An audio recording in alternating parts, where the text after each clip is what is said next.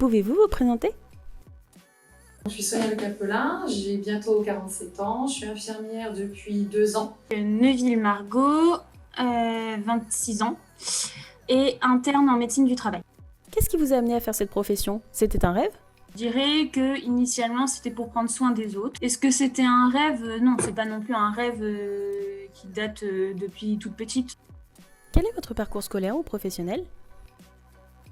Avant, j'étais coach sportive, mais je travaillais en fait au CHU de Caen de manière intermittente en tant que coach sur le programme obésité, diabète. La PACES, je l'ai eu en 2 fois. La première année, je pense qu'il y avait beaucoup de choses d'un coup. J'ai fait la prépa en même temps, il y avait beaucoup d'éléments. Au moins la deuxième année, je savais qu'est-ce qu'il fallait apprendre, quels allaient être le type de questions. Après, tu as l'externat, donc là, ça devient quand même beaucoup plus sérieux. Quelle satisfaction vous apporte ce métier? C'est l'entraide en fait, c'est la notion d'équipe, cette notion à quand on avait une famille. Je dirais que les gens soient soignés et du soin. Dans les services par exemple de médecine du travail, moi ce qui m'apporte le plus, ce que je trouve le plus valorisant, c'est quand même de faire de la prévention. Quelles sont les difficultés de votre métier? Quand on arrive dans un service difficile, c'est un peu les connaissances. Donc après le travail, on continue à travailler. Pourriez-vous nous décrire une journée type?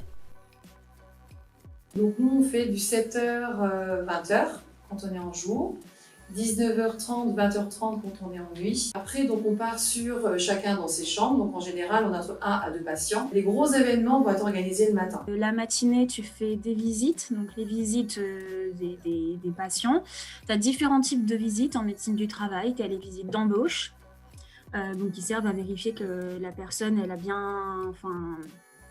elle est bien apte à pouvoir pratiquer le métier pour lequel elle a été désignée, voir s'il y a des difficultés, s'il faut faire des adaptations de poste.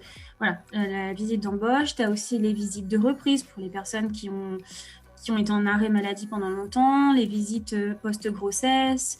Merci d'avoir regardé cette vidéo, on espère qu'elle t'a plu. Surtout, n'hésite pas à t'abonner à la chaîne pour pouvoir suivre les prochaines qui vont arriver. Salut!